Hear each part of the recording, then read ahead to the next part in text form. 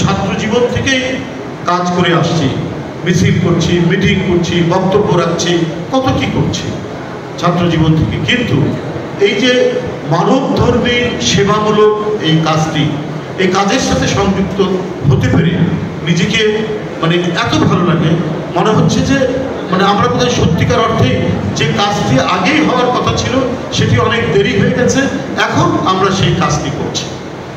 এই আমরা বিএনপি পরিবারের সাথে যুক্ত থেকে মানে ধরুন যেমন গত পরশু দিনই ধরুন আমরা নদী পার হচ্ছি, একবারে বিস্তীর্ণ ধান ক্ষেত অতিক্রম করছি, একেবারে অজ পাড়াগার ভিতরে ঢুকে সেখানে একটা ছোট স্টেজ করে সেই যারা আহত হয়েছে ঢাকাতেও, তাদের মধ্যে অনেকে ঢাকাতেও আহত হয়েছে, এখন বাড়িতে আছে, সেখানে গিয়ে আমরা মানে যারা কি ভারপ্রাপ্ত চেয়ারম্যানের যে শুভেচ্ছা, তার যে সহযোগিতা, এটা পৌঁছে দিচ্ছি।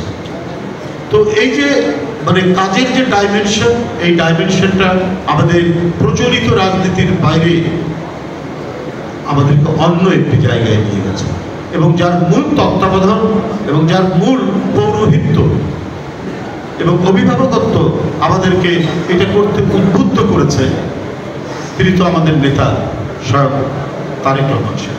রাত্রি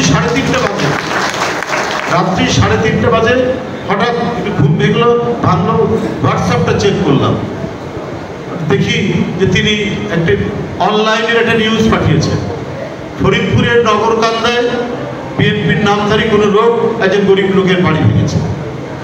আমি খবর দিলাম মিথুনকে, মিথুন আমার বাসার কাছে থাকে, মিথুন চেয়ারম্যান সাহেব খবর দিয়েছেন এটা খোঁজ নেওয়ার জন্য, চলো আমরা চলে যাই।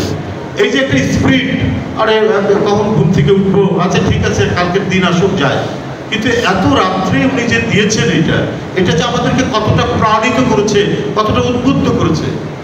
মিথুন বললো যে এখন ইয়েকে কি বলে যে আমরা রুম্মনকে কি করে পাই, যেভাবে এবং ধরো এই ধরুন 8টা 8:30টার মধ্যে আমাদের প্রিপারেশন হয়ে গেল, আমরা গেলাম, এবং এর যে মানে ফলপ্রসূ ফলাফল আপনি চিন্তা করতে পারবেন না। ওনার ইনস্ট্রাকশন ছিল যারা এই কাজটি করেছে তাদেরকে এই গরিব মানুষের ঘর বাড়ি ঠিক করতে হবে, এবং আমরা ওইখানে গিয়ে মানে যে সহযোগিতা নিয়ে গিয়েছিলাম চেয়ারম্যানের পক্ষ থেকে দিয়ে আমরা ফিরে আসছি 3 দিনের মধ্যে। সেই লোকটি আমার বাসায় এসে বলেছে যে আমাকে বহিষ্কার করেন না, আমি তার সব বাড়ি ঘর ঠিক করে দিয়েছি। তো বিষয়টা হলো যে এরকমই, যদি একটা কাজের পিছনে আন্তরিকতার যদি তাগিদ থাকে, সত্য তাগিদ থাকে, এবং আমাদের কাজ যদি ন্যায় ধর্মী হয়, সত্য ধর্মী হয়, আমাদের কাজের মধ্যে যদি ন্যায্যতা থাকে, সেই কাজ কোনোদিন ব্যর্থ হতে পারে না। সেই কাজের মধ্যে যদি সংশয় থাকে, ভণ্ডামি থাকে, সেই কাজের মধ্যে যদি দ্বিধা থাকে, সেই কাজ ব্যর্থ হয়। শেখ হাসিনার এই 15 বছরের দুঃশাসনে কত অপপ্রচার করেছে, কত ধরনের ন্যারেটিভ তৈরি করেছে, কত কি করেছে। বিএনপি যদি আসে ক্ষমতায় তাহলে 1 লক্ষ লোক মারা যাবে, 10 লক্ষ লোক মারা যাবে, স্বয়ং ওবায়দুল কাদের বলছে। তো কি হলো, একজন লোক মারা গেছে, সেটাও আবার ইন্ডিয়ার মাটিতে, বাংলাদেশে নয়। এনামুল হক স্বামী নাকি না না এনামুল হক স্বামী না, ইশাক আলিম পান্না, ইশাক খান পান্না, রাইট, ছাত্রলীগের নেতা ছিল। তো এই যে আপনার অপপ্রচার করা, অপপ্রচার দিয়ে বিভ্রান্ত করার চেষ্টা করছে, কিন্তু ক্রমান্বয়ে মানুষ কিন্তু স্পষ্ট হচ্ছে। মেঘ সরে গেলে আকাশ যেমন নির্মল হয়, ঠিক আমাদের রাজনৈতিক অঙ্গনও নির্মল হয়ে আসছে।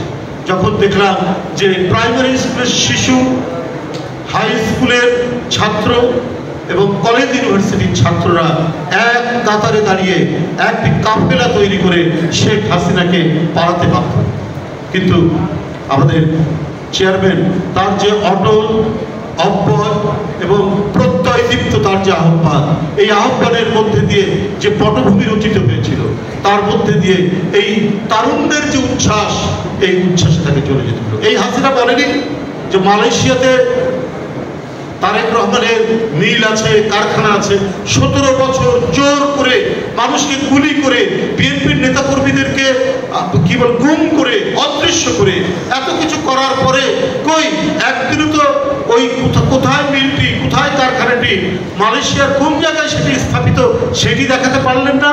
বিএনপি যখন ক্ষমতায় তখন তিনি এই কথাগুলি বলেছেন, অথচ দেখুন বিএনপি ক্ষমতায় এই কথা বলার